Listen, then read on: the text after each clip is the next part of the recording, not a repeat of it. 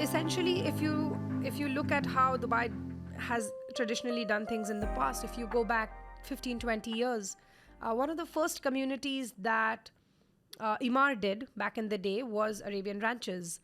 And when Arabian Ranches was first launched, it felt so out of the way because people were like, who's going to go and live in the middle of the desert, right? Today, Arabian Ranches is such a popular community that it is one of the only communities by Imar where they don't have to have the name Dubai or Imar in it. Arabian Ranches itself became a brand. So, like, Marina is called Dubai Marina, downtown is called Downtown Dubai, Creek Harbour is called Dubai Creek Harbour. And these are three of Imar's biggest projects, and they all required the name of Dubai to hype them up. But Arabian Ranches as a community is one of the only communities that Imar has done, which is so popular that it stands on its own. It's just called Arabian Ranches, and so popular that they were actually able to launch two more communities, Arabian Ranches 2 and Arabian Ranches 3, just on the success of Arabian Ranches 1 alone.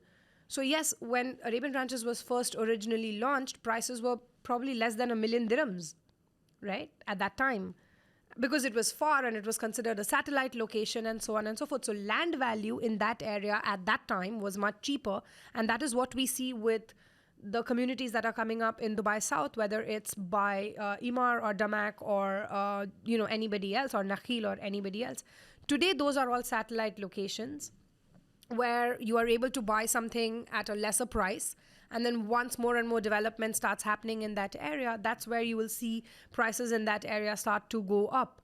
That's one thing. The second thing, however, is that I feel that with all these suburban communities, and it's the same thing that I had even said with Ras Al Khaimah, this is just my opinion, I feel that anybody who is a first-time investor is better to stick to areas that are a little bit more central in terms of, say, about 15, in the proximity of about 15 to 20 minutes away from Business Bay Burj Khalifa downtown, because you're a first-time buyer and you want to enjoy returns on your investment sooner rather than later.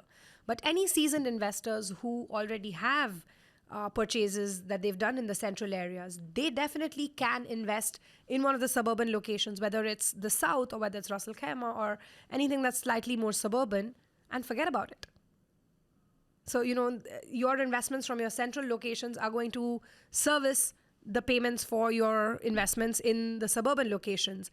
And then in the next 3 to 4, 5 years, that's where you start seeing growth over there.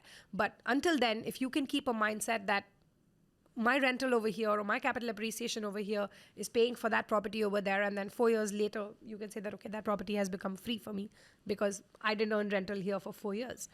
If you can think of it from that mindset, then yes, suburban communities, in my opinion, do really well from an investment standpoint.